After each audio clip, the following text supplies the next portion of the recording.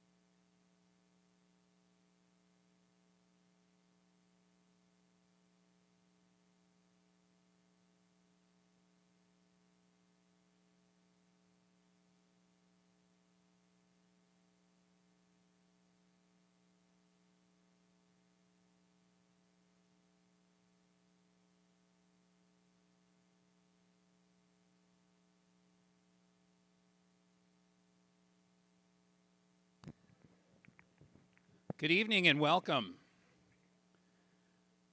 This is a different kind of event for us. Usually on the second Tuesday of the month, the school has a parent guild meeting. And just a couple of months ago, we spoke with Father John and said, hey, can we do this as a whole parish? And so we're grateful to have people in attendance here in the gym this evening, and many people joining us online as well.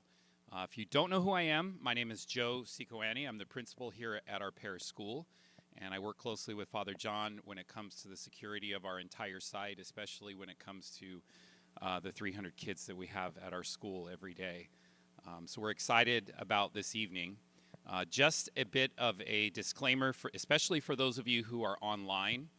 The topic this evening is not something that it's advised that your children, especially young children, be present to hear. So strongly recommend that you maybe get some earbuds, and there are certain portions of the presentation where some videos will be shown that we don't want our little ones contemplating those things. We as adults are the ones who are taking on that burden to keep them safe, and we don't want them thinking about that. So just keep that in mind, and hopefully, maybe since people are joining us, Fred, as we go, before one of those comes up, just a quick disclaimer, just in case anybody doesn't hear that, would be great. So, as I said, my name is Joe Sikoani, and I'm here to introduce our presenter. So I'm going to read a little bit about him. Having retired with 24 years of service in the FBI, Mr. Simon brings decades of global experience supporting public and private partners in countering terrorism and major criminal threats. He's led key programs protecting corporations, defense contractors, major venues, social media, and cybersecurity companies, and he supported the U.S. military and local police and fire agencies. He served as the primary congressional liaison for the FBI's largest area of responsibility, and he's trained thousands nationwide in topics including situational awareness, active shooter response, risk and vulnerability assessment, insider threat, fraud, de-escalation, terrorism, human trafficking, and cyber safety. He also supported U.S. national fusion centers in conducting comprehensive risk assessments for public and private organizations. Post-government service, Mr. Simon founded a consulting company called Loop to deliver risk mitigation and specialized security and safety services to organizations in need. He also serves as an adjunct professor with the California Governor's Office of Emergency Services and serves as security manager for the Orange County Fire Authority. And before we bring him up, I'm going to invite our pastor, Father John, to say a brief prayer as we start, and then we'll have our presenter, Fred Simon, join us this evening. Father John.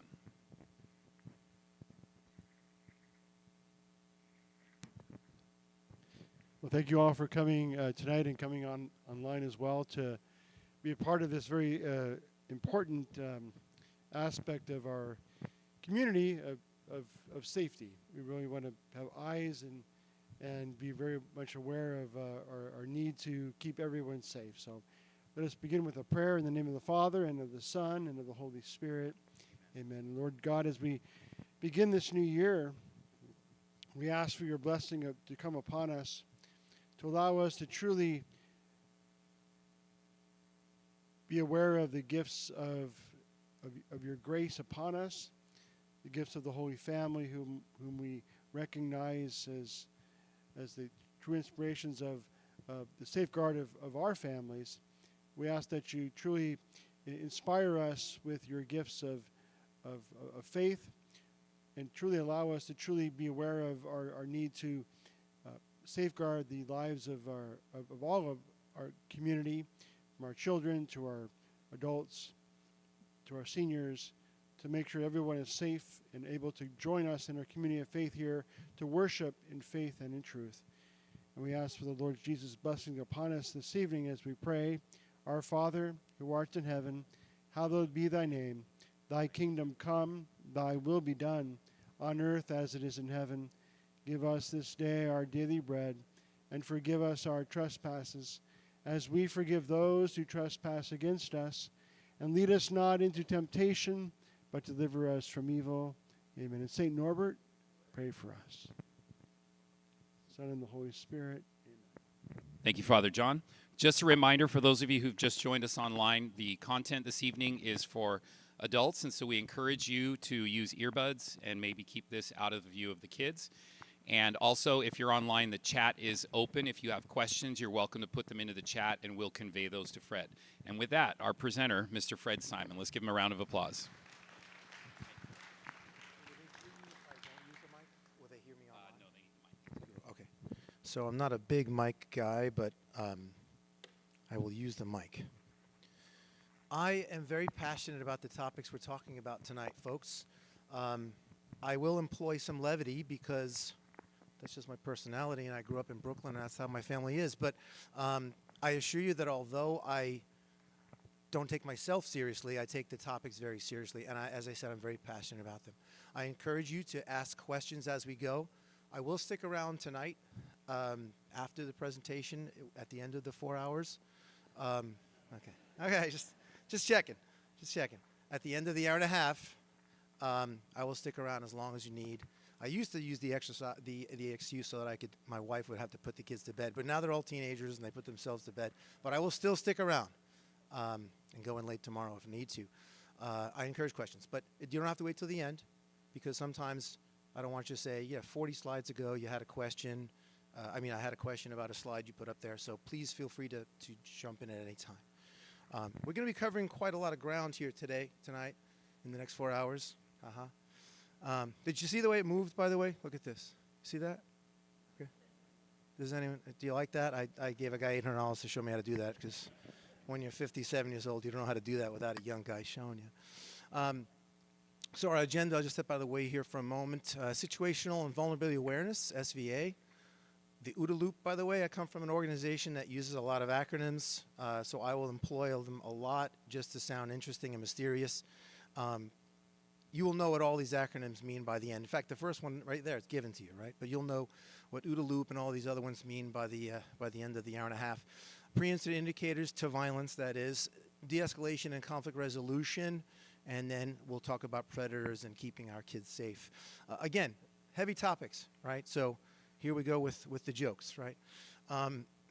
Some of my friends will say that it's jokes with once in a while a little bit of important information in there, but hopefully we'll learn something, and perhaps I'll learn something too with your input and your questions. These trainings here, any one of them can be its own thing, okay? So we're going to touch wave tops tonight, okay? Each one of these topics you see here can be its own presentation for a couple of hours. And I do these all over the country and even overseas. It's interesting working with interpreters, linguists, if you've ever not done that overseas. Not that easy, but I have done it in several countries. This is me. I don't think you need this because Mr. C just did this tremendous thing, as he was saying, and I was like, that sounds very interesting. They say you're never really as good as you sound in your CV, right? But I've done quite a bit in the FBI, and it was my great pleasure to serve in the FBI for 24 years, and I did a lot of really good things to serve my country. I'm sure many of you have done service to your community as well. So anytime you see this opening screen thing here and a blue screen, that means that there's a new topic. Okay, so if you see a blue screen, if you see this come across and you didn't get to ask that question before, you might want to jump in and say, hey, could you back up a little bit? First topic we're going to discuss is the Situational Vulnerability Awareness, SVA. Who knows what here's the first test. By the way, the real first test was when you saw my picture back here. I should ask, how long could you use a photo before you have to update it? And my wife says, that this is too old. This was my 20th anniversary in the FBI. I was 50 years old 7 or 8 years ago, and she's like, you got. I give you 10. I got 2 more years I think left. Anyway, so the next test question is, anyone know what this is? It is the Boston Marathon bombing, which I did work about a week after it occurred. I get a call. I'm coming home from a surveillance I did that day, and my boss calls me, and I had that stick that you pick up the slobbery ball with the dog that you throw it. I was throwing the dog the stick, and I was holding my youngest son in my arm, and my oldest at the time. Anyway, and And I'm like, hey, boss, I'm not going to work tonight. I already worked today. Chuckle, chuckle. He said, no, no, no, you're not going back to work. I said, oh, okay, good. He goes, but you're going to Boston tomorrow. And I actually expected it to come because the marathon bombing had just occurred. And I worked the wife of, there was two brothers, like Black Hat and White Hat. We actually call them very interesting names in the FBI. The guy in the white hat, we called him White Hat. And the guy in Black Hat, we called him Black Hat. And I worked the wife of Black Hat, which we called Black Widow, which I thought was actually pretty interesting. Okay, but if you've seen the movie, what is it called? With the guy whose name I can't recall right now. Mark Wahlberg in that movie. Interesting movie. There's a scene in the movie in which she's in the room and she's feeding the baby and she's seeing them making bombs, which is what we believe was going on. It was a 600 square foot room. They made 125 bombs. She didn't see any of it, apparently. That's my sarcasm. But we were not able to prove what she saw and didn't see, which is why she's not in jail right now. So I guess they didn't do my job adequately, but it wasn't just me. It was a whole bunch of us. Anyway, this is a scene setter here, okay? Because on 15 April 2013, people left things behind on purpose, the brothers, and they blew up and harmed people, okay? So we are no longer, and I'm not trying to assign blame to anyone, by the way, but we're no longer in a world where we could see a bag and step over it or not ask about it. Oddly enough, I was doing a presentation in Arcadia a couple of years ago, and I came early, and they said, oh, get yourself a cup of coffee and so forth. And I went to the back, and about 10 meters before the coffee area, like back there was a bag just sitting there. And I was like, is this like a test? Like, they knew the FBI guys coming. I was still in the bureau at the time. They asking, like, if someone notices or whatever. No one said anything, so I had to go over there and say, hey, there's a bag over there. And they grabbed the mic and made an announcement, and sure enough, someone was like, oh, and it had just been simply something that someone just forgot, which is what we all hope for. Okay? In fact, I'm going to make a very odd statement right now. I am hoping and praying that we're about to waste the next hour and a half. Right? How often do you say that, right? The only other time is like when you're buying car insurance, right? I'm paying car insurance and I'm hoping to waste that money. We don't say it that way, but we kind of are feeling that way. So here we are, the Boston Marathon bombing, but that's just a preview statement. Oh, I'm sorry. Let me get back in there. I'm sorry. I have to stay within the queue. You should have been here. Okay. For those at home. Welcome. Ask any questions for those at home. Mr. C is going to read them and ask them. I just want to step aside because I want people to see the spectrum of paranoia. So the spectrum of paranoia is a phrase that some of us have coined in our field, in which I don't want you to be 100 where you're, like someone just says, hey, can I borrow a bucket? And you're slapping leather, right? But at the same time, I don't want you to be totally oblivious. You're walking down the street and like falling into manhole covers, hitting poles, and falling off cliffs. All of which are happening these days, by the way, no joke, due to the advent of the smartphone, which I don't really think is that smart. Well, maybe it's smart, but we are not increasingly that way. So, but what I am trying to create is like this culture or mindset of security, okay, in which throughout the day, no matter where we are, no matter what we're doing, we have a mindset of security. And you can't just turn it on and off, folks. The reason I talk about all these different locations, and I'll give each one of these, I'll address each one of these here and there, is because you can't just be really mindful of your situation around you at the office, and then everywhere else you're just oblivious, okay? It's not, you can't really do that, right? It's something that you apply no matter where you are all the time. Whether I'm at the office, a dining hotel, I'll go through these things in a minute. And people sometimes ask me, but aren't you, like, doesn't that make you nervous if you're always, well, when you all first, presumably all of you drive cars, and when you first drove, like my oldest son who learned how to drive last year, every time I told him to change a lane, he was like freaking out, like sweating and like, like pulling on his collar. It's called venting, by the way. And hey, just calm down, Lincoln. That's his name. Just change lanes. All of you stepped on the brake tonight on the way here. My son was freaking out. So after time, what I'm trying to say is you get used to these kind of things, right? They become like second nature. So if you're in the office, your office, the dental office, whether it's an office you've been to all the time or you just got there today, first day ever, no matter what it is, I go to a dental office, I know my surroundings. I know what floor I'm on. I know if I could jump out the window or not. I look at the windows. First floor, you could jump out. Second floor, you could jump out. Third floor, or you could jump out of the 21st window floor. It's not recommendable, but can I jump out a window? Could I throw a chair through the window? Could I throw someone out through the window? You may not want to think that, but that's what I think. I also, no matter where I am, I'm thinking like worst case scenarios, which is another thing we're going to touch upon. Okay, so my parish is St. Thomas More in Irvine.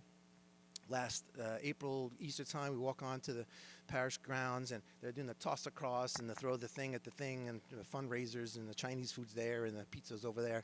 And my wife and my 2 sons are walking about 10 meters in front of me. I'm with my oldest son, and I look around and I say, son, wouldn't this be a great place to attack right now? And he looks at me with this face of disgust, and he's like, is that all you ever think about? And I'm like, pretty much, yeah.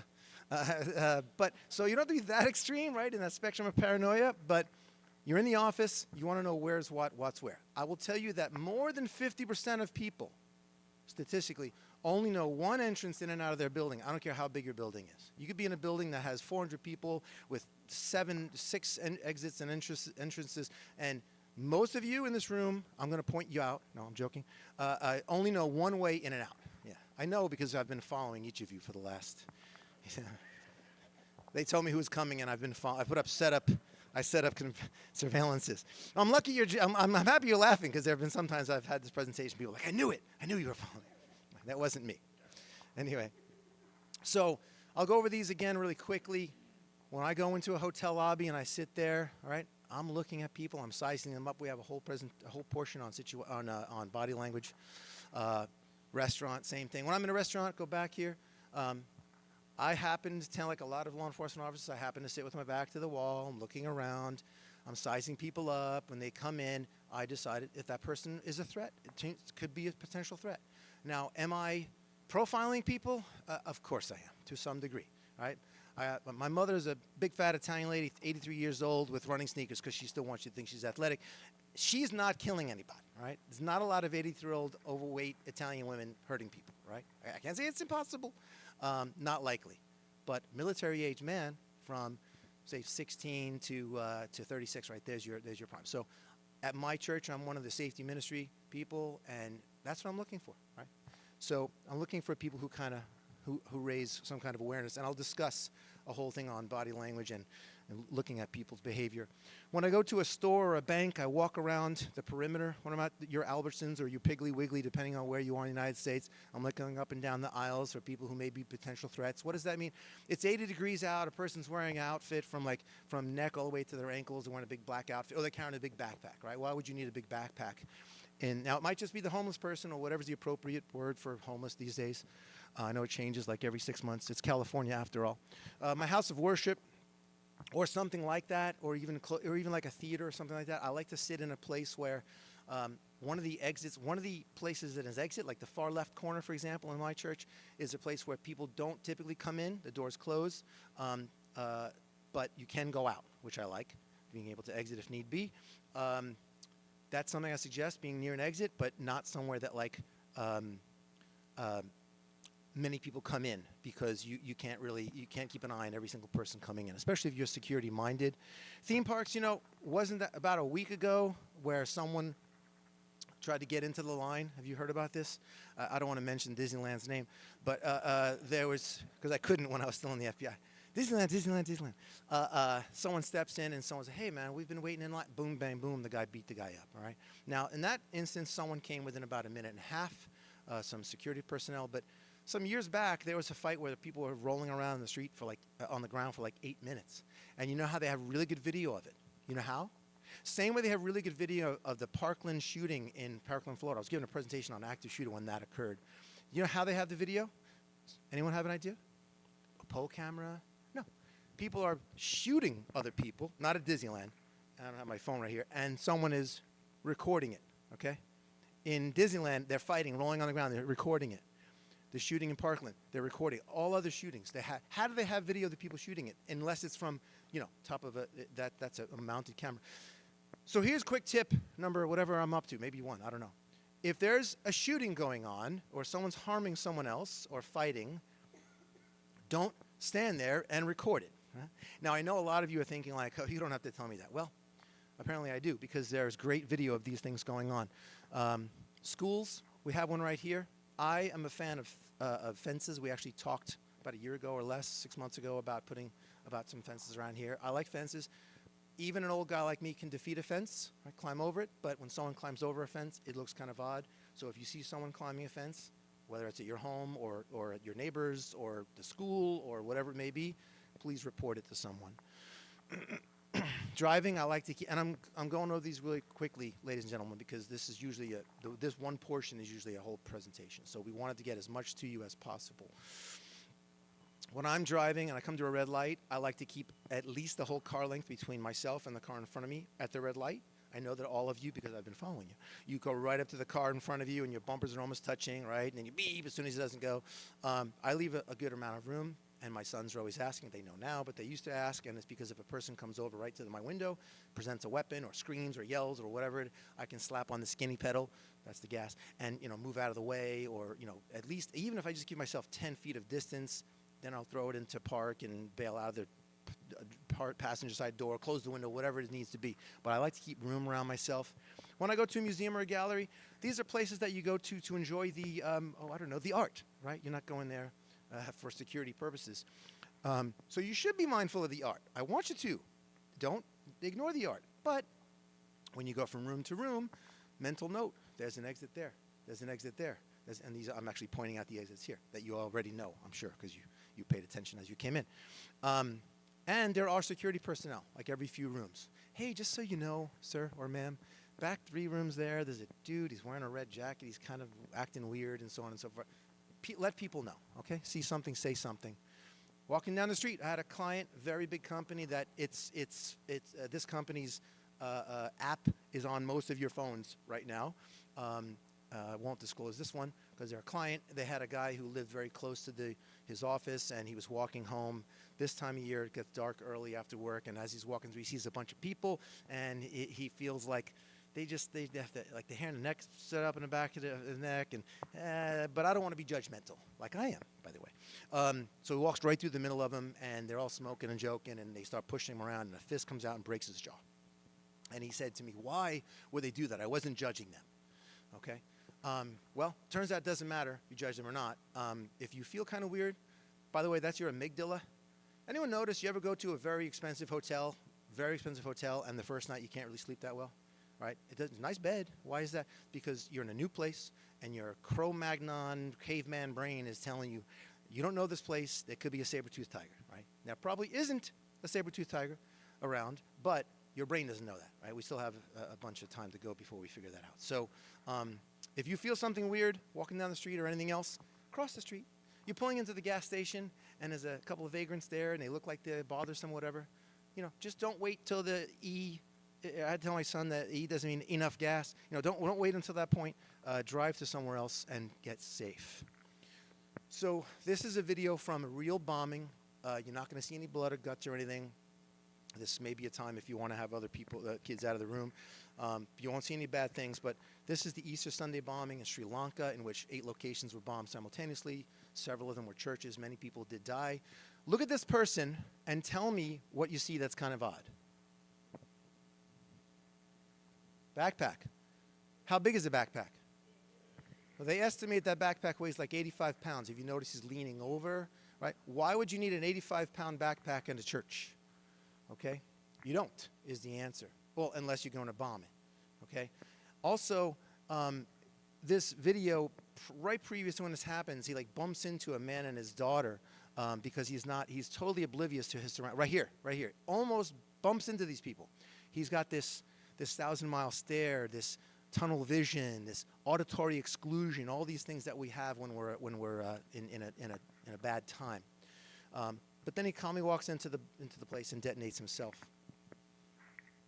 So here's a formula for you, okay? Baseline plus anomaly equals decision. Right? Baseline, and by the way, I don't think I'm going to have time for a break, so please feel free to take a bio break. If you need to, just run out to the restroom or whatever.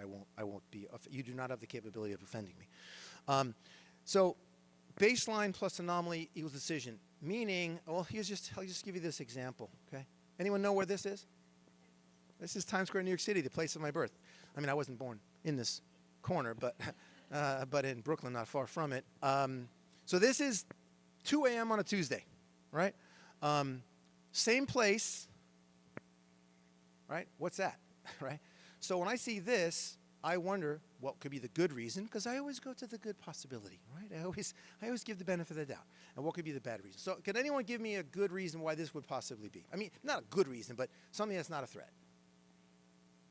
Bad rain. Okay. What else? preparing for New Year's, right? Everyone get out of this area because we got to clean it up. Or maybe after. COVID, okay. I'd say maybe we're going to do a movie, right? These are all things that are plausible, but we could also think of bad things, right? There was just some kind of a shooting, people are running around. So the baseline is the previous slide. The anomaly is this, okay? So there's the exercise portion. If you're wearing tight clothing, please, your jacket, you can remove it. We're going to do push-ups and sit-ups right now. Is it about a week ago I had someone actually get up? I was like, hey, that person's ready, gung-ho. But in fairness, it was early in the morning. Tell me everything you see, okay? Tell me something. Just take a look at these photos and tell me some things. And think outside the box. Tell me what you see. People, that's right. What else? Tell me anything. Think simple here, folks. Children in uniform, okay? What's that? Okay, no, that's fine. That's fine. Open gate, or an open gate, open door, right? Do we want open gate all the time?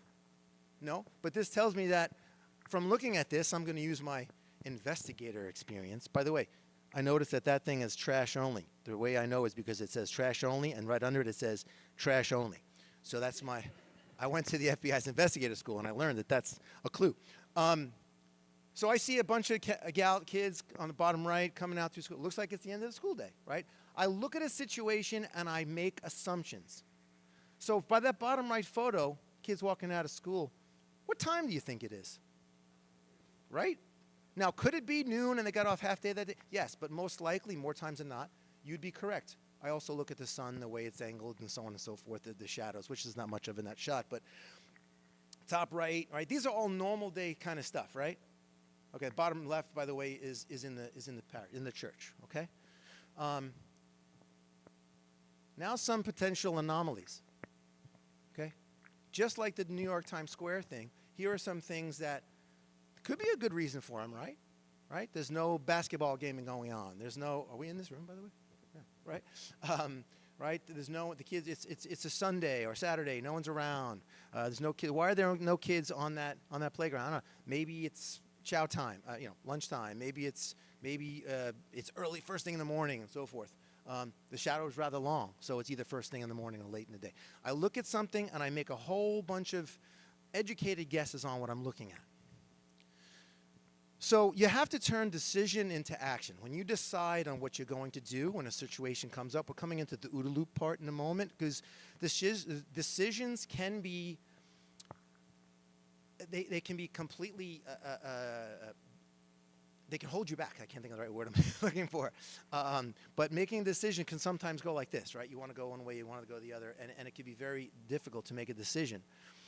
And by the way, I know that I talk about, like my sons call me Dr. Evil. I know that I've been talking about all these man-made terrible things that happen. But listen, it could be a fire, right? A natural disaster. It could be an earthquake, like in this one right here. And right in this one here, I talk about fight and flight. And when I was a new agent back in the late 90s, we always used to talk about fight or flight, fight or flight. You come into a room, something happens, fight or flight. But it turns out, and I'm not expecting you reading all those little tiny things there, by the way. But you've got things like tunnel vision, some of the things I mentioned earlier, bladder constriction and audio exclusion, auditory exclusion, et cetera. But it turns out that more often than fight or flight is actually the third thing, which is freeze. More common, right? The person sees things, their eyes open up so they can get all this information. Their mouth opens to take in this air so they could turn and run. Usually they cover their organs so that they could so they could help them if they are penetrated, so they can prevent them, so they can save themselves from that kind of attack. These are just things that just happen by nature. If you notice the person on the farthest left, right, he's behind everyone else. He's a big guy and he's behind everyone else, right? This is just human nature, right? Safety, security, right? Shoulders come, it's called turtling. Your head goes in, your shoulders come up, you cover your organs. Open your mouth to get air. Auditory exclusion. What did he say? I have no idea what he said. Right? Police officers fire guns in a line of duty. If something happens, they didn't even hear the rounds go off. Right? You fire a gun in this room, everyone heard it. If I clap my hands loudly, you heard it. Right? But auditory exclusion occurs in these kind of events as well. Okay, so I'm going to talk about these takeaways, because we're going to be going into the next portion in a minute. The takeaways from situational awareness are: I'm looking for anomalies. Right? I'm looking for things that don't fit. I'm leaving the Piggly Wiggly market and going to my rental car in Tennessee or Alabama, and on the way there, my car is the only car left. Okay, that's an anomaly. Why would that be? Good reason, bad reason. I'm looking for potential threats. Okay, not like my mom, right, who's not going to harm anyone. A woman pushing a cart, a woman pushing a baby stroller. Is that a threat? In the United States, probably not. In Afghanistan, I'm a little more concerned because it might be a bomb in there. Okay, and these are all things that really have happened in the world. We live in a very interesting time. If you look at what's going on in Iran right now, there's reportings of as many as 20,000 people have been killed. It might be a big change there since '79. Surrounding exits, again, I'm looking always around my surroundings. While I'm walking to my car, I'm looking on my sides. I'm looking for the exits when I enter a room. I look before I leap. So I've been looking at some of the presentation through the window, reflection in the window. And I do the same thing when I'm gassing up at 7-Eleven, which we like to call the stop and rob. And if I want to go in for a cup of coffee or whatever, I'm looking at the reflection of the people who might be behind me. Okay, my sons sneak up on me, and I say, "Hey, Grant," that's my youngest. "How did you know it was it?" And I point to the window in front of me. It's like, "Oh man, the FBI," you know. So look before you leap also means, as is a window when I'm going into the stop and rob, I look into the window. So here's your free tip, ladies and gentlemen. If you go into a 7-Elevens and Circle K's or these kind of convenience stores, they have a window from your ankles to the ceiling, bright light inside. If you walk in on someone with like this, they got a gun on a person holding them up, and the other person's like this, and they both look at you like this, this is on you now, because I've told you, look through the window, see if what's going on, and don't walk in there. Look before you leap. I look through the windows and reflection. If I feel I'm being followed, I'll go, which I have been, I'll go into the 7-Eleven and look out through the windows because they can't see in as well as you. Free quick tip. You hear a helicopter going around your house, which I give this presentation in LA, like, "Oh yeah, that was last night." The helicopter going around your house, and it's getting tighter and tighter around your house. Not that they're looking for you, which is possible.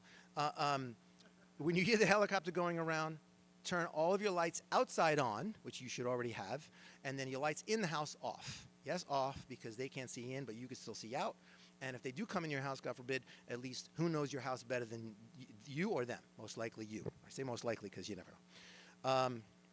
Positioning myself when I'm sitting, walking, driving. I discussed those things pretty well. I won't go into them much more because we've got to get to the next topic. Visualizing scenarios, big deal, ladies and gentlemen. I'm sitting in a restaurant, I'm having lunch with someone, I'm imagining a person coming in with a weapon, and what am I going to do? Am I going to duck under the table? Am I going to grab this person and use them as a human shield because I don't like them that much anyways? Am I going to run out? I've already walked to the bathroom, right? Because I'm 57, I need the restroom every 10 minutes. And also, there's a kitchen that direction. I could get a pot, I could hit someone in the head with. There are potential weapons in there. Okay. Potential weapon. A weapon, defined by Fred Simon, that's me. Anything you could hit me in the head with and stop me from what I'm doing, right?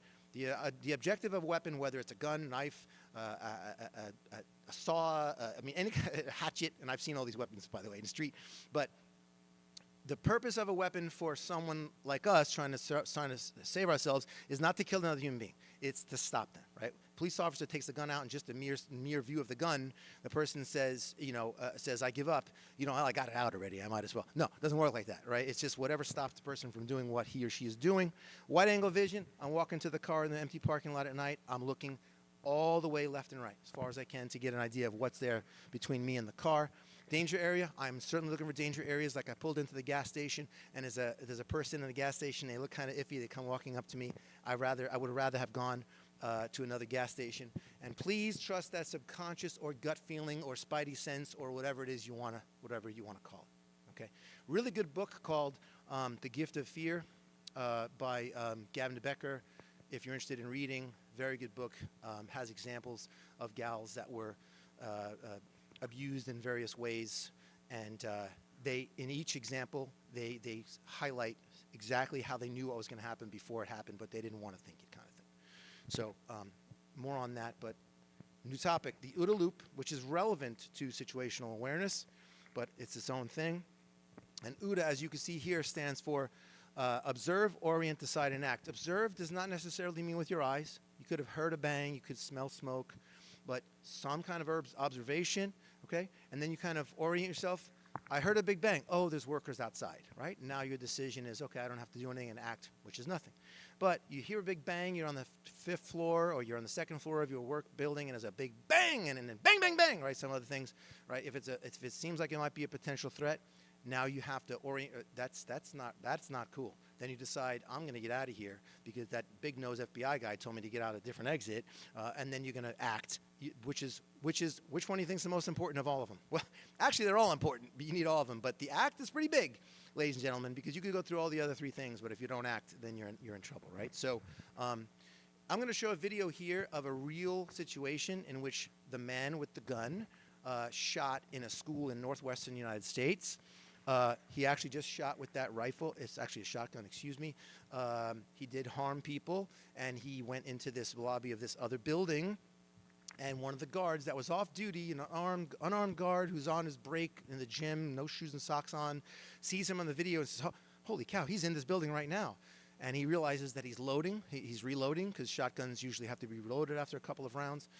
And he decided to go and act. You'll see him spray like a pepper spray in his face, disarm him. And then the guy goes through his own OODA loop. Let me just show you. I'll walk you through it here. So the hero comes out, sprays him in the face, takes him down, disarms him, takes the rifle. What do I do with it? He looks left and right. I'll go throw it in the security room. Now the other guy's going through his own OODA loop. He's like, "What just happened? I got sprayed in the face. That's no fun. I'm going to reach in and get my boot knife out of my pocket here and unsheath it." And the other guy goes through his OODA loop. That's why it's called a loop, because he goes through it again. He orients. He observes him getting the knife. He orients himself, decides he's going to act, and then acts on it and goes there and holds him for what I could tell you from personal experience, what seems like an eternity. You're holding someone, wrestling with them, life and limb, and this is forever, till finally someone comes over. Okay, so you have to run through that whole OODA loop yourself, okay? And here's the thing. You can do it with your imagination. I mentioned imagination. As I said, I run the safety team at my parish. I'm standing up in the corner. I'm looking around the room. My wife comes up to me and says, "Why do you look so angry?" I said, "Do I really?" She said, "Yeah, you like this." And I said, "Well, it's because I don't want to tell the Father Eugene, who Father John knows. I don't want to tell him, but every second of the Mass, I'm thinking of really bad things, ladies and gentlemen.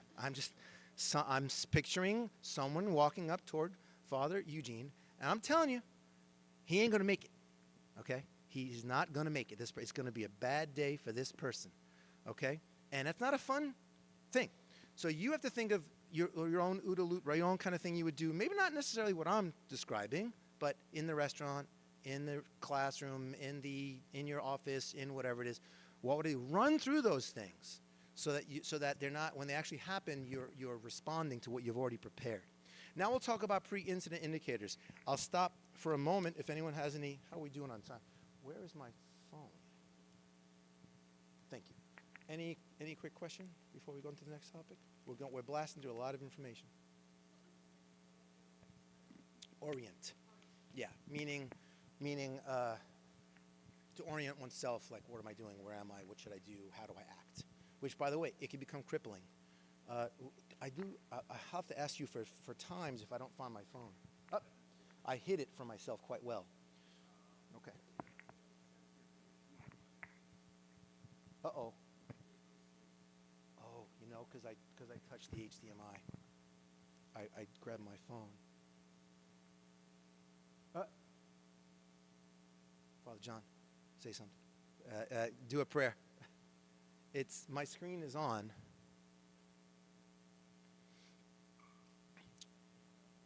If you like technology as much as I do, yeah. Do you need to unplug and replug? Do we have any other questions while we're taking this? Okay.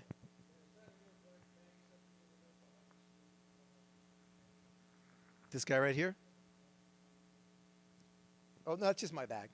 That's just my, there's nothing secretive in there. By the way, regarding questions, if you ask something I don't know, I'll say that's classified, and then we'll move on. Oh. Okay. Sunday, 5 p.m., the safest Mass you'll ever go to. Yeah.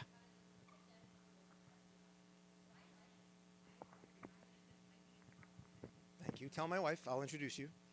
You can say he doesn't look that scary. I mean, come on. How scary? Come on.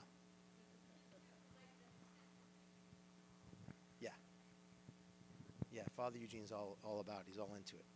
Okay, thank you. Yeah.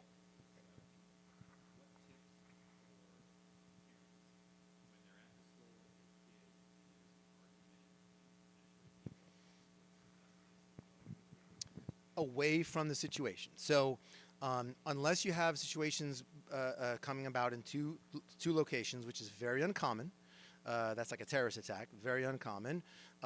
Something's happening right here, I'm running there. Normally toward an exit, but if they're between me and the exit, I'll run toward the back. And this is where it comes into know your Albertsons. Even if it's Ralph's, Vons, wherever you like to go. I walk around the perimeter before I even go up and down the aisles. They say that the healthiest things are around the perimeter anyway. So you walk around the perimeter, you're looking up and down the aisle. That's good, right? This lady in black, she loves my last joke. I'm looking up and down the aisles to see what I want to see, but I'm also looking for things that just don't work. And I've also noticed where the exit is. Where at supermarkets, the example I just gave, are usually right in the middle of the back or near the restroom. Right, restroom's a great place. You could use it to fortify yourself if you need to. There's usually an exit over there. I don't know if there's any weapons there unless you can take the toilet seat off. But just get away from it, essentially, is what I'm trying to express in the most simple terms. And the next part would be, this is like an active shooter drill or training, but the next step would be, it's like run, hide, fight. We're not doing that tonight, but run away is number one. And this run, hide, fight, if you ever heard this concept, it's in that order for a reason. All right, you want to run. That's the best thing to do. Now, if you can't run for whatever reason, you're injured, you're stuck, whatever, then is hide, which is why I mentioned the bathroom, and the next one is fight, which is a last resort if need be. And I will do all of those probably in reverse order. Extremist planning cycle is our next portion for pre-incident indicators to violence.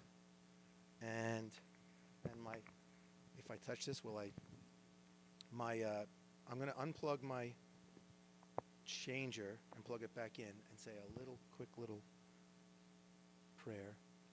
Huh. Did we change the way it's connected now? I can't advance even here. Okay. Now let me, without glasses,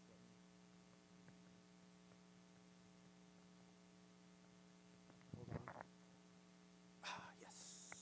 Okay, but we skipped a couple. So, oh, that's funny. It did register that it changed because when I checked it, it was like 5 in advance. Anyways, so the extremist planning cycle. So this is within pre-incident indicators to violence.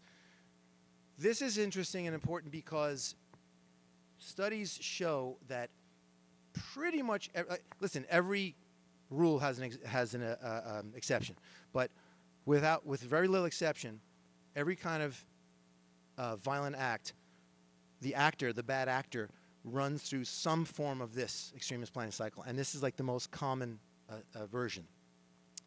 Excuse me. The first one here is the broad target selection. Should I go to school? Should I go to church? Should I go to a mall? Should I go to a theater, et cetera, et cetera? After that, excuse me, is the intelligence and surveillance. This is a preliminary surveillance to go and look at the place, to see if there are people around, to see what kind of people are around, if it's a specific target that I want, like, I don't know, in Buffalo, someone mentioned Buffalo earlier, the Tops Market shooter, he wanted to shoot people of a certain race. So we went there. Yeah, there's plenty of people of that race here. Then they start getting like an idea of who's doing what, are there any security and so forth. And if so, how do they respond to me? And then you decide, okay, the next step is, okay, my specific target selection. Okay, I do want an office, and it's actually this specific office because they wronged me or whatever it is. You'll notice the bottom picture there is where we are right now. I'm trying to adequately scare you into paying attention, but not so much that you don't ever want to see me again. The next one is pre-attack surveillance. That's the next level where they go in, they'll walk around, see if they're challenged, like the Tops guy. It was just top of my head. Tops Market in Buffalo, where he went in, he saw the guard is half asleep. He even wrote that in his memoirs. Didn't challenge him at all. He's the only white guy in a store of like 300 black people, and no one said, "Hey, can I help you?" I mean, he just wanted to see if he was challenged in any way. He didn't buy anything. Went in and out twice. Just that's his pre-attack surveillance and planning. And that also involves obtaining some things, right? Some of them will wear black. Some of them will obviously get weapons, whatever the chosen weapon is. They might get rope and tape and gloves and various things to carry out their attack. And then, of course, the rehearsal, which might be a final walkthrough right before the attack, like moments before the attack. And it'll also involve training such as firearms training, etc. Again, not a pleasant topic, but this is just the reality. So in pre-incident indicators, the surveillance and trial runs, I'm going to go through this really fast, and we're going to do an exercise, not push-ups or sit-ups. Carrying technical equipment, or if a person is carrying tech equipment or big bags of things like in the Vegas shooting where the person went in and out of the casino with multiple times, 13 times back and forth using the freight elevator, big equipment, not necessarily tech equipment.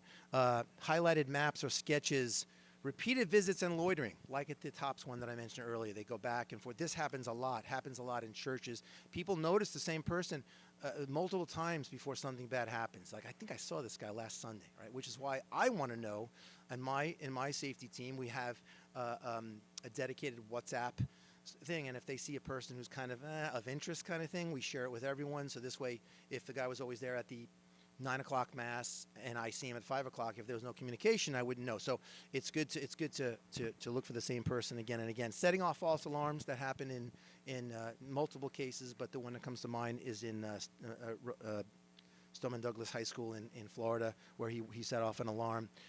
Theft of ID, key card, uniforms. Big one.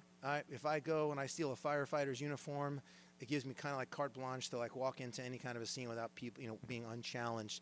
Key cards, any kind of theft of identification.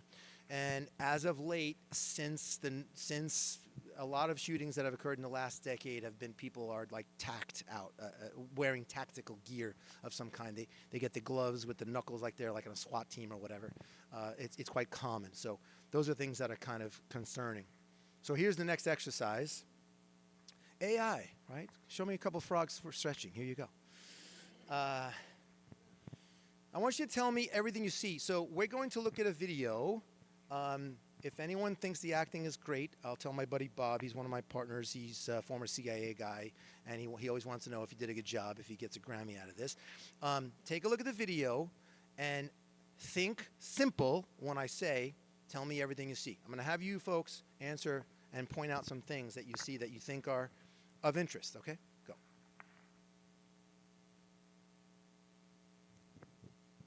You can start calling them out. What do you see? Someone say something. A car backed up in the front. Does that mean there's someone there? Maybe. Is the store open? Okay, looks closed. Yeah. What is he doing now? What time of day is it? Why do you think it's late? Long shadows. Do you see him look around behind him? We call that checking our sixes. He's looking around. That's not a good thing. Someone's looking around all the time. Faking talking on the phone. That's an interesting observation. What does the shopping cart in the background tell you? There's probably a store somewhere nearby, right? I'm an investigator. If there's nothing else, I don't know where this is. I'm going to start driving around where their store is in this area. Okay? Okay. So, you saw the same white car drive by 3 times. Did you get the license plate? You saw the one car pulled in backwards, right? We call that battle parked. Okay, someone is in there. Probably someone's in the place, even though the place is closed up, or they could have parked. You don't know. But you can make certain assumptions. Okay, so we're going to watch another video.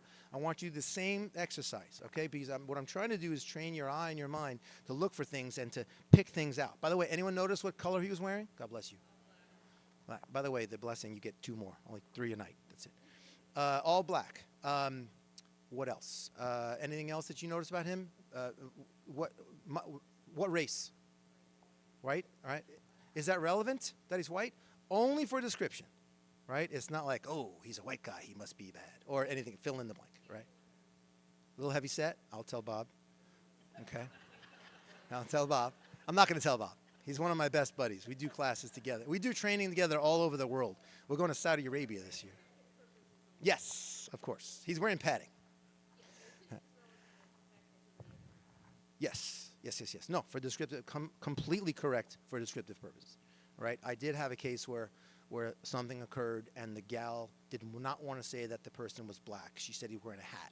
And I said, can you tell me anything else? She's like, no. And then eventually it came out that he was black. And she's like, I didn't want to be racist. Well, I mean, if I'm looking through a crowd of 100 people and one guy is black, right, that helps. You know what I mean? You know, so I just want descriptors. It's just as important as shoes and hats and jackets, although those things can be removed, right? When I was doing surveillances for many years, I literally would keep a go bag of a change of clothes. So if the person passed, if I brush past someone, I literally could change my hat and my shoes. By the way, if you think someone's following you, how many little free tips have I give? If you think someone's following you, look at the shoes. Though they're the most commonly things that people do not change. Hats, glasses, jackets, in and out. So for the jackets turn inside out, but very uncommon to change the shoes. That's why I always brought shoes with me. So this next video I'd like you to watch, and while it's going on, you can tell me things you see. Come on, Bob.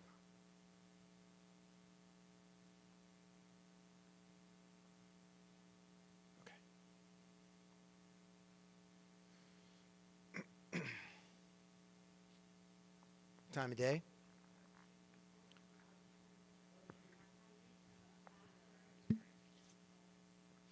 Okay. This happens to be a religious facility, by the way, in real life. We were doing a training with them. One guy's looking around, the other guy's climbing up. What is their guy on the left doing right now? He took photo. He took photos over the fence, right? Now they're checking their sixes. Someone's coming to her car with a dog. Did the gal look at them, challenge them in any way? So during the filming of this, that was not planned. She didn't say a word. You got two guys climbing halfway over a fence, taking pictures. No one says anything to anyone. Okay. Yeah, and they're going to split up. Two guys show up together, look around like crazy, take videos, separate. Don't like it one bit. Oh, that's interesting. That's a good descriptor, right? Okay.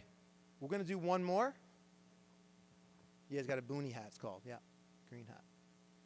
And we'll do one more here. What do we got?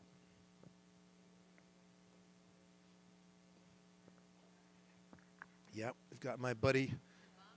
We've got Bob again, and Jason Dice, the Marine across the street, checking this out. What does it mean? What's the international? Looking at my watch. What is the international? All right, if you're tapping the foot, that means, yeah, I'm finished talking to you. Let's get the heck out of here. But you're checking time, right? Where's the guy? He should be here right around this time. If you look through that door, it's a kiddie. It's a preschool. You see a little girl drawing a little girl through the preschool. He leaves a backpack there, walks across the street. You see the PD unit, a black and white PD unit drives by, didn't notice it, kept going. No one stops the bag. No one does anything. They meet up. They check their six, look back and forth, and let's go get a Boar's Head sandwich. The guard comes out, looking around. Security, right? He's got a shirt on. So we did a training thing with this particular facility, which we did the filming of this with them and for them, so they're in on it. But now they leave, let's go get a Boar's Head sandwich. Okay, so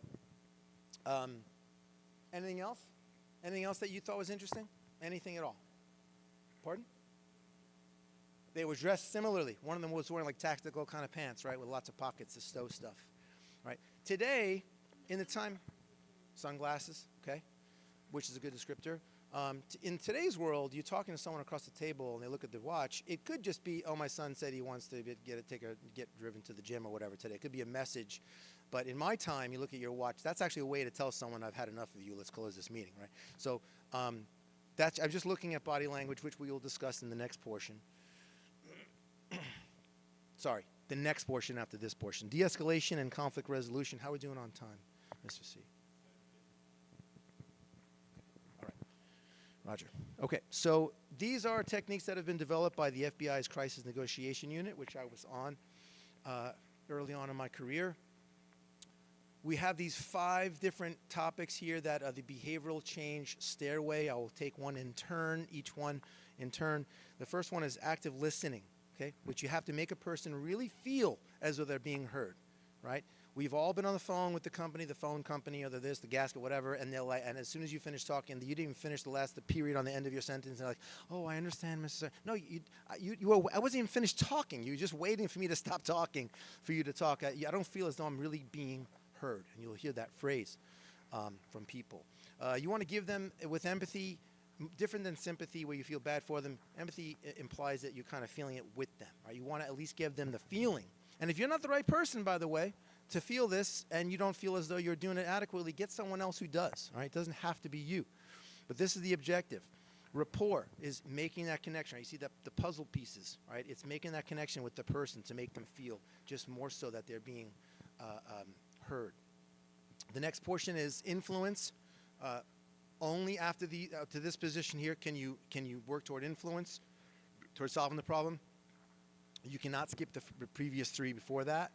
And then, of course, get into the behavioral change that you want. Which step do you think is the most critical? They're all critical, but which one do you think is the most critical? The first one, active listening, because if you do not, the person does not feel as though they're being heard, they're not going to jive with you. So the techniques of the FBI negotiator are paraphrasing. These are some things that we can use in real time with a person who you're feeling that you have to de-escalate. The first one is paraphrase. As they're saying something, okay, in your own words, let me understand what you're saying. So you said that you came here at 3 o'clock. You're right, I got here at 3 o'clock. And the next one is, you really sound angry. Oh, you bet I'm angry, okay? Or they'll clarify it. You sound angry. I'm not angry. I'm just a little bit perturbed. They might just change it. Or I'm disappointed, or whatever it may be. Okay, okay, because it shows them that you're listening to them, right? They feel heard if you're using these things to describe them. You're summarizing them, which is actually paraphrasing and emotional labeling together. You came here at 3 o'clock, no one's here, that made you a little perturbed, right? Using the same language that they just told you. The effective pause, don't just wait for them to stop so you can talk, which means you cannot be thinking about what you're going to say while they're talking, because they can sense that, okay? That's what empathy is. That's what active listening is. If you're just waiting for them to stop talking, just shut your trap so I could jump in. No, you have to really listen, which is why as soon as they finish what they're saying, you can use the effective pause that I just gave. It also lets what they heard, you could also use it with them too. You can speak like this because it kind of resonates in their mind. Right? You heard what I just said better than what I said the previous sentence. Minimal encouragers, we use these all the time. Psh, right? Those are minimal encouragers. On the phone, we use all the audible ones. In person to person, we could use those things, okay? By the way, you tilt your head to show you're a friend because you're exposing your jugular vein. Anytime you expose a body part that is vulnerable, that's showing that you're friends. That you're showing that you don't find them to be a threat. Or if you want to fight with the person, oh, come on, dude, come on, let's go. Right? You're trying to show them, hey, you don't threaten me, kind of thing. I don't recommend you do that. I'm just telling you that. Reflection is the last few words they said, right? So they start saying that I came back here at 3 o'clock. 3 o'clock, okay. And then no one was here. No one was here. Minimal encouragement. Okay, these are all techniques that you can implement to make a person hear that they're listening to you. I don't like to use why, I don't like to use the term why because it kind of implies that someone's to blame. So even if the person who came is at blame, or even the person who's upset is to blame, you don't want to give them blame unless you want to escalate them. The training is about de-escalation. If you want to escalate them, then blame them. If you don't want to escalate them and they say, I was here at 3 o'clock, no one was here, you can't say, well, Mr. Johnson, they told you to be here by 3 and you weren't, right? Tough luck. Right? That's not going to help, okay? You don't want to put the blame on them. And here are just some, I just wanted to remind you that you have to detach and breathe and control yourself. You may not be able to control them, but you should be able to control yourself. At least, I tell my sons this all the time, even if you're unhappy, act it. Act that you're happy, okay? All right, fake it till you make it, whatever you have to do. This next portion here, you have to look at what the body is telling us. Here are some things that these are typically subconscious things. Usually a person's not conscious that they're pacing, right? They're not saying, I'm going to pace here. We pace because it lets off steam. Everyone tells you if you're upset, go for a walk. Your calves are your second heart. If you've ever heard that term, it helps the blood circulate back up around your body. You're upset about something, go for a 15-minute walk. You'll feel better in 15 minutes most of the time. So if they're pacing, that means they're like a caged tiger. They're upset. They're not happy. You're talking to this person, and the person back there is pacing. You're like, okay, I'm realizing I got a problem with this guy or gal behind this person, right? Any kind of a tick, person starts talking to you, and you see this going off, okay? That's a nerve thing. Now, if they have that all the time, right? If they're all the time, they got a tick, and they come to you. But typically, this is not a good thing. Hands flapping, right? They're just not listening to you unless you're part Italian like me, which is a common thing. Person speaking louder and faster. I told you Snow was here at 3. Oh, wow. Right? I don't think you need to be trained for that. But yes, you are correct. That is escalation. This is a really bad one. So he's not really going to help me right now. That's not good, okay? Because that means the person really feels that they're not being heard. No, no, no, no, Mr. Johnson, I am going to help you. I want to know how I can help you. Tell me what we could do. A sudden emotional change, like going from happy to sad or the other way around. Clench fists, right? I don't think you need to be trained on that. The gritted teeth talking to you through the gritted teeth, or the furrowed brow, those kind of things. You have a little, you back into a little, you back up in a Piggly Wiggly, and there's a little fender bender. The person gets out of the car and, grits their teeth and like, I'm going to get your address. And that's not a good thing. Just get away. Put some space between you and the person for any of these things. Shallow breathing. I'm telling you, right? Because their heart is racing. That's why their biology is changing. And if they separate their feet, because we can't fight from this position, right? So you're at a dinner party. You're talking to a person. This is a calm person. All of a sudden, if they go like this, oh, really, right? They furrowed brow, gritted teeth, right? You could read that body language. I don't think any of that what I showed you was like, wow, Fred, that was mind-boggling. I never heard of such a thing. I'm just pointing them out, okay? Next, we'll talk about predators. I did want to talk a little bit more about body language before. How are we doing on time? 8. Okay. So I will mention a couple of other things. It's not only what they are saying with their mouth, okay, body language. It's what they're saying with their body. And it's not, you figured that out from body language. And it's not only what they're saying with their body, it could be the messages on their body. What do I mean? Let's say you're at a red light and you're here in California and you look to the left and there's a gun store. Whether you're a gun advocate or not is irrelevant. You'll see what I mean in a minute. Person comes out of the gun store wearing a shirt that says Glock, which is a gun manufacturer, and it says Glock and there's a picture of a gun on it. He's coming out of a gun store. Whether you're a gun advocate or not, is it odd to see, is it an anomaly to see a person coming out of a gun store wearing a gun shirt? It's not, right? Now, take that same person, no matter what his race is, what his hairstyle is, fingernail painting or not, or what, nothing, and everything's the same, but same shirt, right? And that person walks into your mass on Sunday wearing a shirt with a gun on it. Right. That doesn't mean I'm gonna like do the eye gouge and the fish hook and the leg sweep and the headbutt, like in Karate Kid or whatever. But I'm not really crazy about that. I am gonna pay more attention to it. I'm gonna take a picture if I can surreptitiously. By the way, here's a free tip on how to take a picture surreptitiously. Put your phone on your video. I've only done this about 1,000 times. Put your phone on video, and if the person's right here, because this gentleman looks very scary here. Put it on video, and then do this, and don't move fast, right? Because then you're just going to give a headache to anyone. But just do a little circle while you're talking, and say something. I don't care if you have to recite the lyrics to your best Led Zeppelin song, and yes, Led Zeppelin is awesome. But you want to get that. But be aware that anything in your video is going to hear you singing your Led Zeppelin song. But that's the way to capture some video. So you're looking at anything that is odd.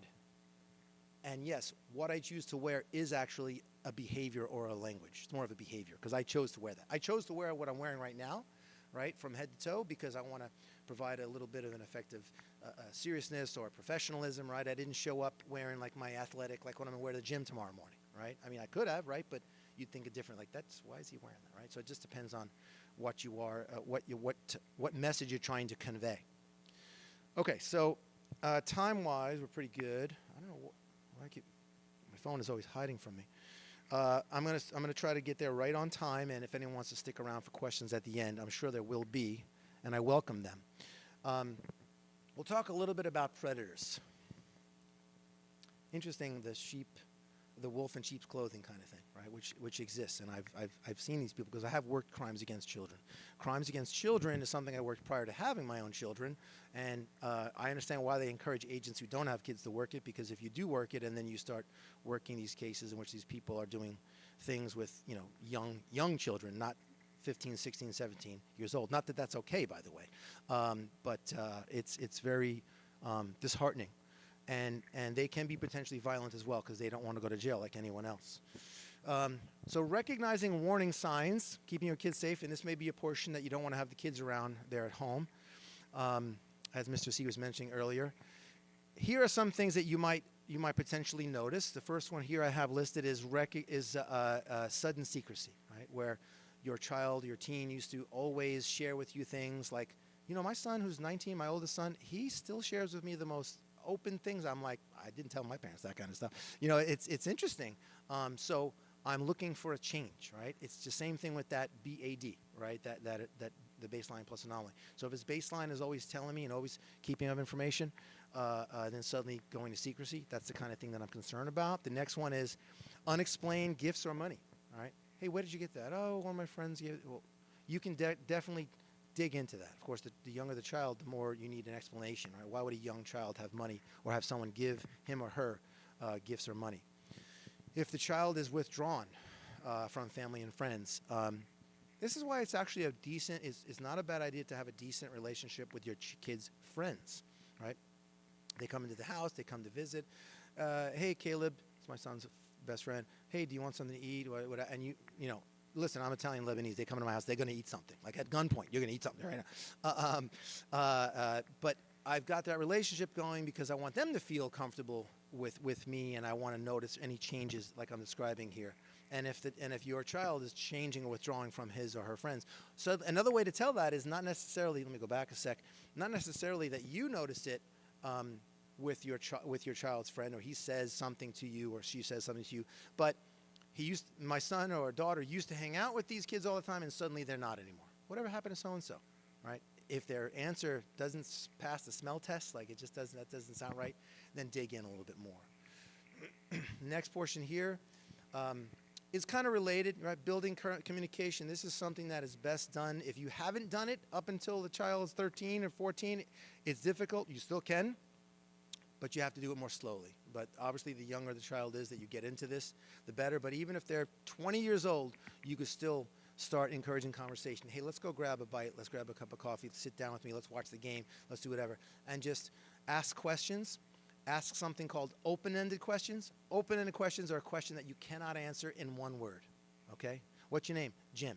Right? That's a closed question. Right? What's your favorite food? You know, pasta. Okay, that's a close. Tell me more about that is the best open-ended question. I'm teaching a class next week on interview interrogation, and in interview interrogation, open-ended questions are the way to get information. With the minimal encouragers, with the active listening, with all those things I described that are in the de-escalation portion that we talked about, right? So you want to encourage conversation. Tell me more about that. Show genuine interest, even if it's something that does not interest you whatsoever. My middle son is into football. I am not into sports. I grew up doing martial arts, and I play the guitar. Neither of them very well, but I do them. And my middle son is into football, and I could care less about football, but if he's talking about it, I'm interested. I fake it if I need to, because I'm encouraging that conversation to know the difference between when they're secretive. You really want to teach them to report anything that is odd, any kind of an oddity, no matter what it is. Hey, listen, if you don't feel that great talking to me, talk to your godfather, Uncle Bobby, talk to someone else, if need be, to your mom, if you feel more comfortable with your mom or your aunt or your grandma, whatever it may be. You definitely want to encourage that, the conversation, especially about uncomfortable situations or interactions. Whatever happens, son or daughter, I understand. I love you. I want what's best for you. You know the kind of things I'm talking about. But you really want to encourage them to come to you if they have an uncomfortable situation. You want to reinforce to them that, listen, I am only interested in your safety and security. I'm not doing this. The safety and the security is more important than your secrecy, because I care about you more than you care about yourself, probably. And I'm not judging you. I don't care. All I care about is that you're safe, and that you are happy, and that you are contributing to society one day.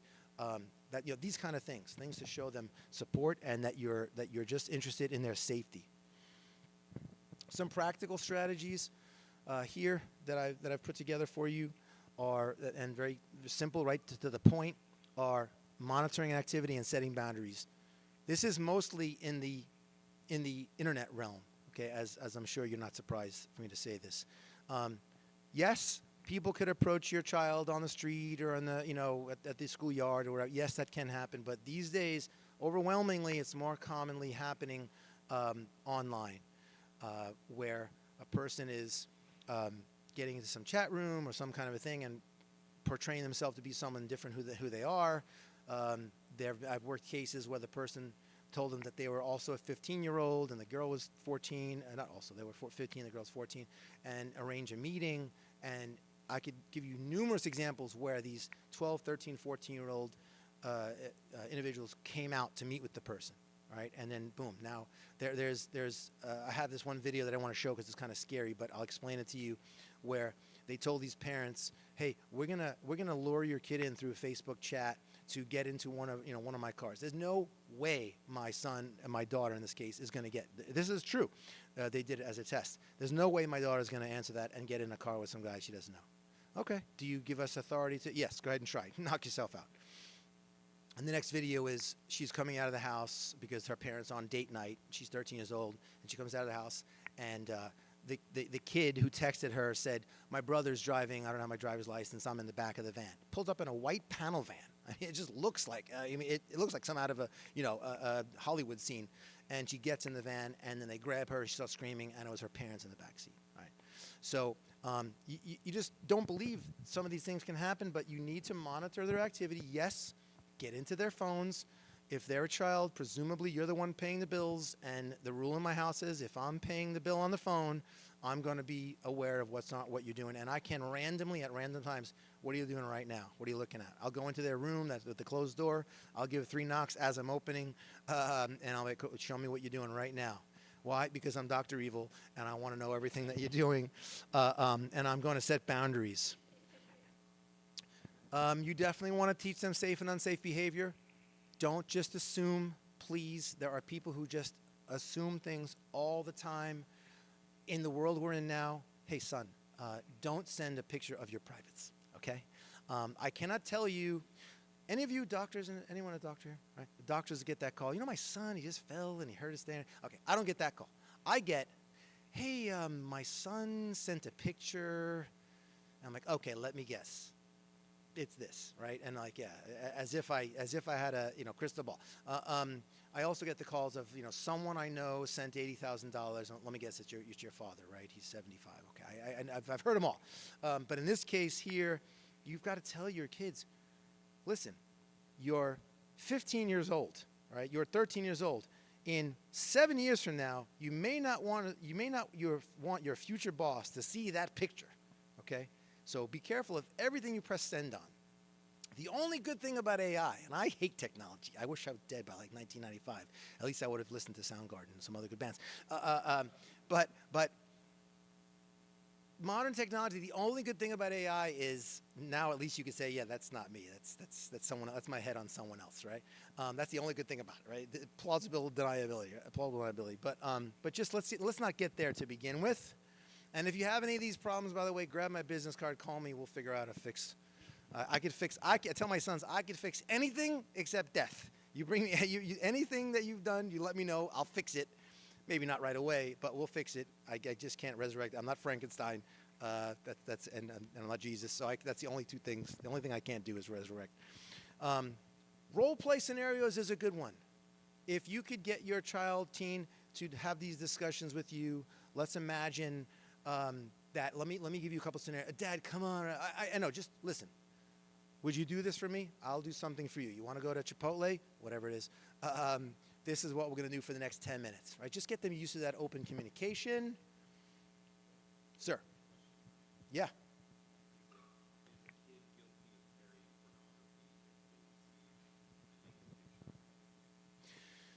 So if a person, so he's asking, is a person guilty of having child pornography?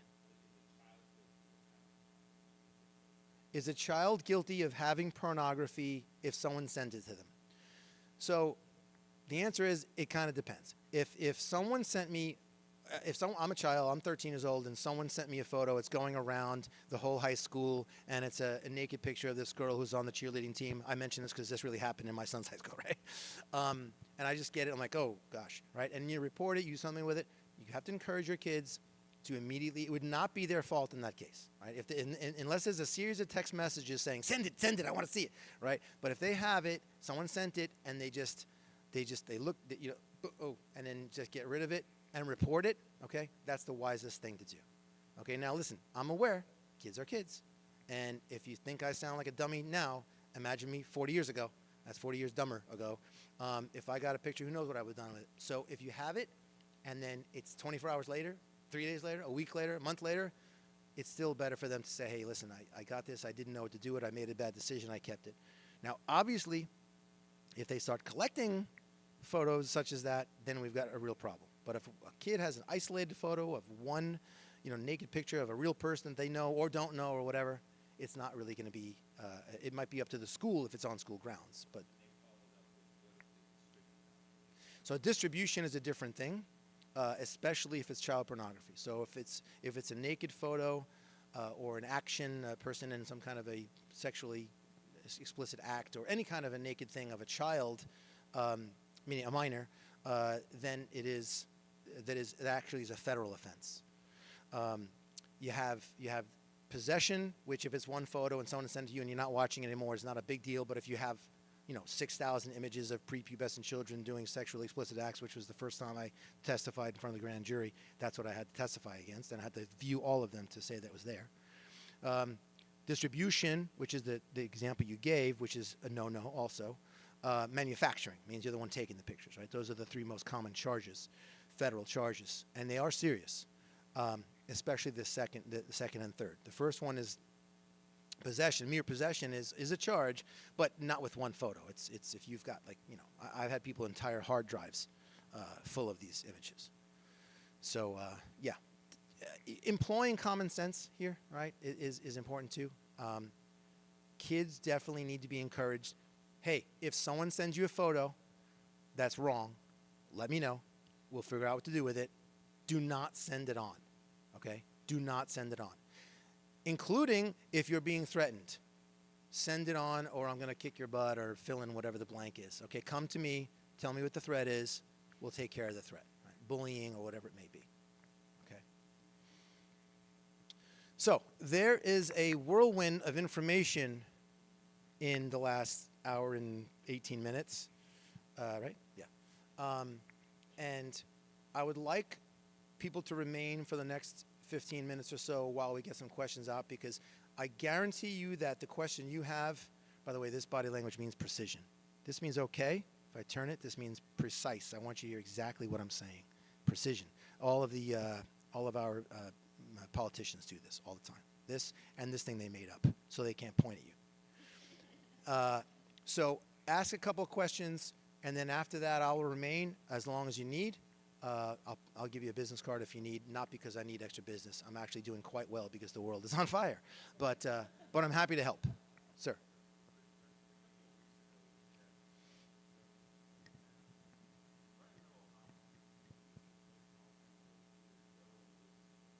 Yep. Yep. Yep. Best practices. Yeah.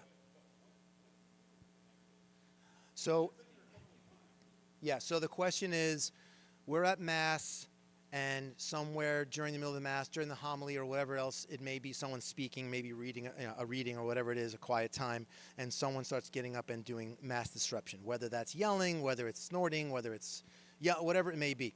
So our MO, our modus operandi at our church is what I think is very good, is either the priest or whoever the security person, whoever has the authority to turn to the music people and say, you're on, right? And let them play. Not Led Zeppelin, but have them play whatever is the next cued piece of music. Because if the person keeps elevating, listen, if you go up to the person at first and you say, sir, could you please, could you come with me, and not touch him and everything, but unless he needs to be touched.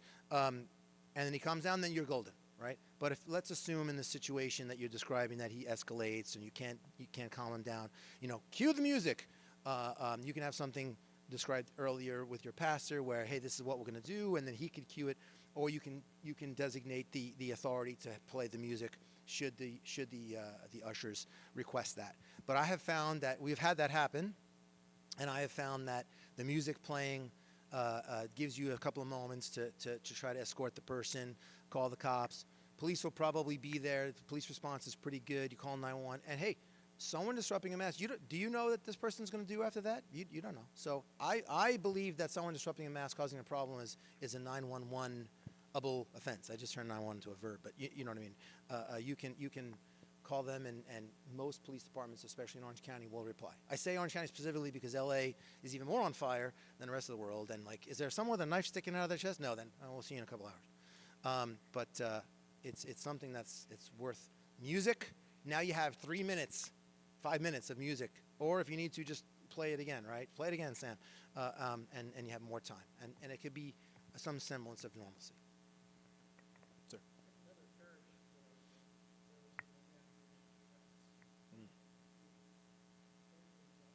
Yeah. If a person had Tourette's genuinely, I would encourage them to sit. Do you guys have the room where the children, like, yeah, but then again, I'm not really crazy about that with the kids either, but maybe he could stay outside. I would try to think of something that we can do in advance that when and if he does come, we can figure out something. Okay. Yeah. Yeah, it's not that common. Yeah. There are going to be special needs. We have a special needs person that comes all the time. Totally harmless, but once in a while he will kind of yell out. But it's like one, hey, one yell, and everyone looks and like they know, most people know the person, so and he's harmless, But of course, this is my first day in the academy. Shave my head. I'm sitting there, and my trainer comes up and he says, "You're FBI agents now. You just got sworn in. Be polite to everyone you meet, but always have a plan to kill them." So I was like, it's this guy. Like, all right. So that's what I do since then. But seemingly not harmful.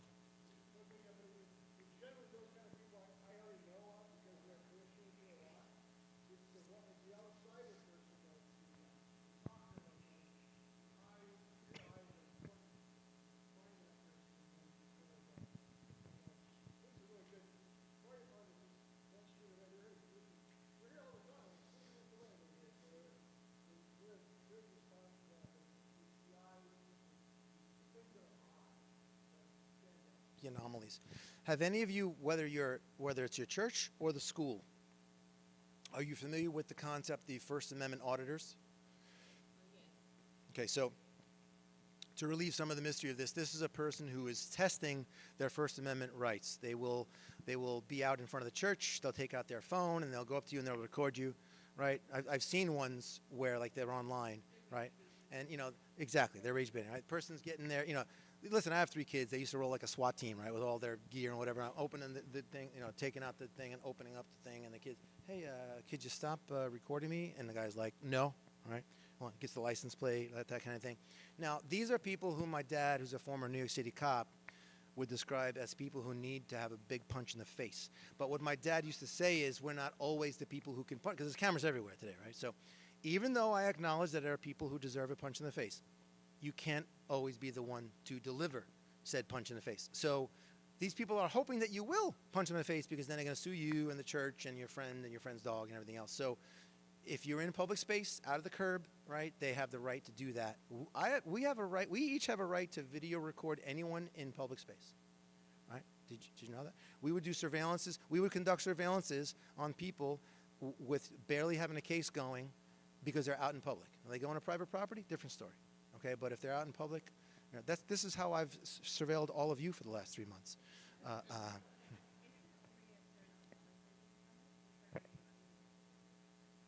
If they're earning money from their video, do they have to get a waiver? I don't know about that law. A waiver from what? Oh, I see what you mean. I don't know. But I do know for a fact that these First Amendment auditors, as they call themselves, I had a client call me on one Sunday while watching my son's football game. Right? I'm walking around and a client said, "Hey man, we just had this guy come up. He calls himself blah blah blah." There was a guy in Orange County who called himself Furry Potato. I think he's a woman now, but I'm not sure. But this individual would go to places trying to get. He eventually got shot in the leg and made a ton of money, which is why I don't see him anymore. He's probably just on his boat somewhere. But they are provocateurs, and they want you to respond badly and react and then sue the heck out of your entity, right? So just know they exist, that's all.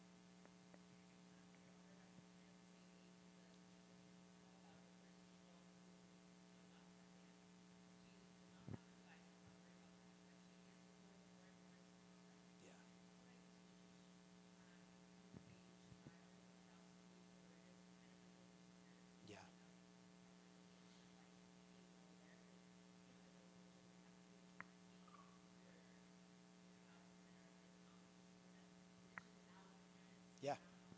You know, I totally get you. Yeah. So there are actually a lot of really good videos on situational awareness on platforms such as YouTube. I would, if I were you, I would watch a bunch of them to get an idea which one. I know my daughter, and this one resonates. I'm not speaking of myself, obviously, because I only have sons. But I know my daughter, and this one would resonate best with her. Watch it together. Oh, Mom, you're being. Listen, you want to eat dinner tonight? Okay. Watch this. Tell me what you think. What did you see? What did you learn? Get out a piece of paper and a pen. We're gonna, just so you know, honey, we're gonna watch this. I'm not speaking to you, ma'am. Thank you. Sorry. Daughter, I'm telling you we're going to watch this, so don't give me any crap. We're going to watch this 7-minute video 3 times. Yes, that's 21 minutes if you notice how fast I did that math. And we're going to write down some notes, and you're going to tell me. So there are actually some very well-made videos out there. Yeah, YouTube is like the most common platform. Go to YouTube and put situal.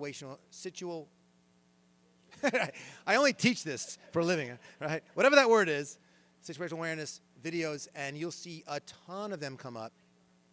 Yeah, exactly. A whole series of them. Watch. Don't make it too long, especially if you're having it for a child. You know that their timeline from watching things right now is, you know, if it's not changing and jumping and moving and whatever. So brief, 5 minutes or so. And then you could do it with other videos. Hey, next Sunday I have another video to watch, and you're going to if you want to eat. Like that. I have my kids watch all kinds of videos that they didn't want to, and you know what? Later in life, they already are saying, surprisingly, they're already saying, you know, Dad, I'm glad that you made me watch that. You know, I had to be handcuffed to the couch, but I'm glad that you made me watch that video when I was younger. You know, I'm kidding about the handcuffs. Yeah, there's a bunch of videos out there, and some of them are very worthy, and they're not mine. I didn't make any videos. Anything else? Any questions from TV land?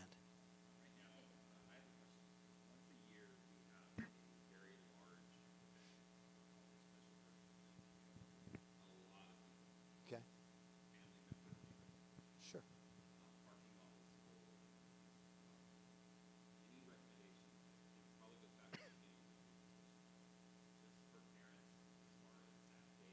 Mm-hmm. Mm-hmm. Right. Yeah. About how many people come to this event, more or less? Okay, so let's say there's 300. I would, just for pick a number, I would ask 50 people if they would act as kind of like see something, say something people. Could be the oldest lady, my mother. I'm not sure she's available that day, but doesn't matter who it is, because I have people from my church coming up to me and saying, you know, can I? Yes, you can. How's your vision? Can you see how many? You're hired, right? Which is free, because all you need is for people to, and then you might want to have them just have a little brief, have someone like me, your local police officer who's part of your, you know, parish here, talk, or watch a video on YouTube, or have me come back, whatever. Give them ideas of what to look for. I'm looking for anomalies, and then you list things out. In addition to that, you may want to ask Orange PD if they could, you know, with that many people in the world we're in today, hey, okay, so yeah, have them come. Hey, we have chow. We have some donuts. Yes, I'm making fun of cops and donuts. Yes, and if you have me again, jelly is the best. It's not an option. Yeah, we have chow. We have a break room for you. Come on in and just, if you can, send a couple of some uniforms around to just kind of, you know, but eyes and ears people is all you need is eyes and ears people. It's really good to have people who are just, their only job is looking around. You know, I heard a really good thing from a church security person who said, you can pray, but with your eyes open. Right? So when the priest starts to do a prayer and he puts his head down, I go on my toes and I'm looking for anyone who's not looking, because a bad guy is not going to be standing there praying, right? He's like using that moment to like see his opportunity, and I am looking for my opportunity to stop his opportunity. So you're just having them look at, you know, anomalies and so forth.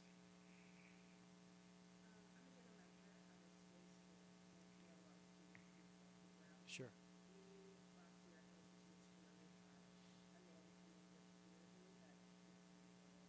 Mm. Right. Mm. Yeah.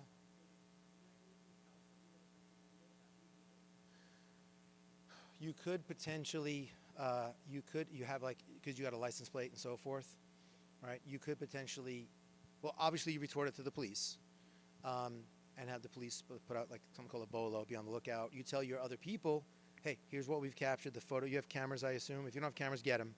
And the clearer the photo, the better. And hey, here's a picture of this guy. Here's what he looks like. Here's what he drives.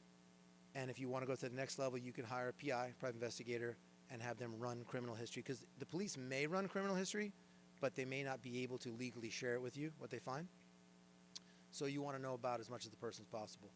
If you do hire a PI, a private investigator, they are, in addition to looking at a criminal history and everything else, they're going to see the person's social media, and you're going to see if the person, what kind of statements the person makes online, and if there are any things that are in there potentially threatening, and then actually that can be wrapped up and given to the police.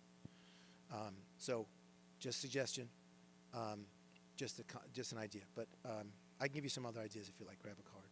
And I'm not trying to get business or whatever. I'm happy to talk to you and give you some ideas. And I'm not going to say, and that'll just be $19.95. Just So, again, there's a lot of work in my field out there. It's just been pretty crazy since I retired. But I thank each and every one of you for joining us today. Those of you in TV land as well. I'm happy to stick around. We're 3 minutes over right now. You'll never get those 3 minutes back. But please feel free to stick around, ask any questions, and I applaud you and thank you for coming tonight. Thank you.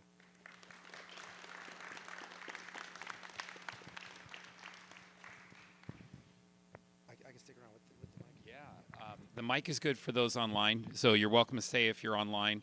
I just want to say thank you to Fred and thank you to Father for this opportunity. Thank you to Julie Samaniego for bringing Fred to us and helping us get to know him and his presentation. I really appreciate that. I would just say as principal, for those of you who have kids and grandkids, if you're in the school, you know Miss Maria. She gave me the best advice I ever got. And that is the power of silence with your, preteen or teen.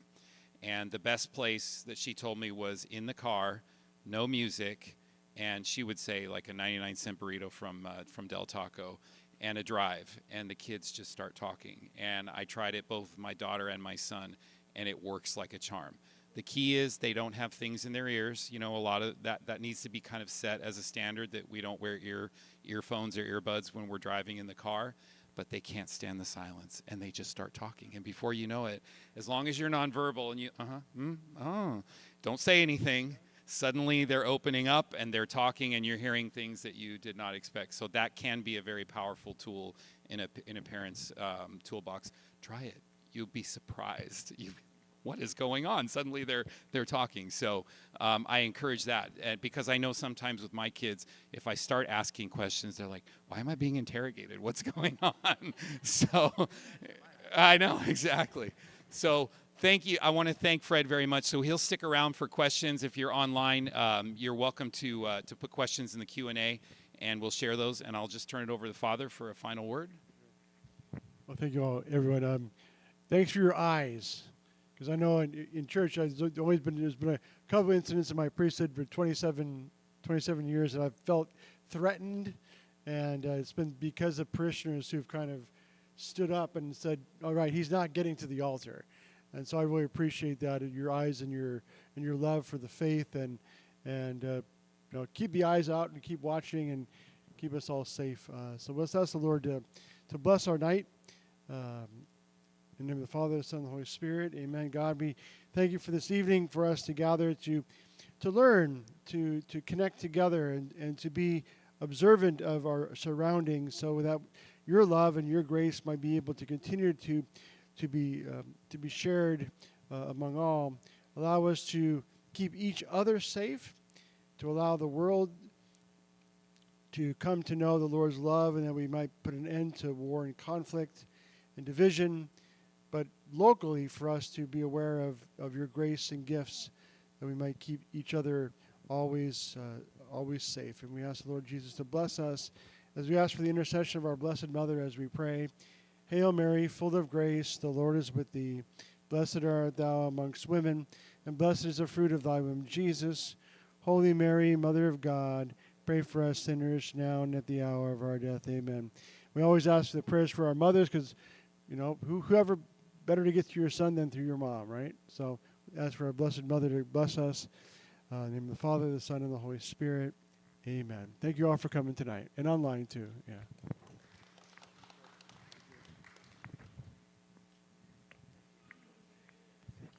So if you have any questions, you can ask anything, or you can come up to me, whichever you like. How many? 73. What did I say? 76? It's close. Hi.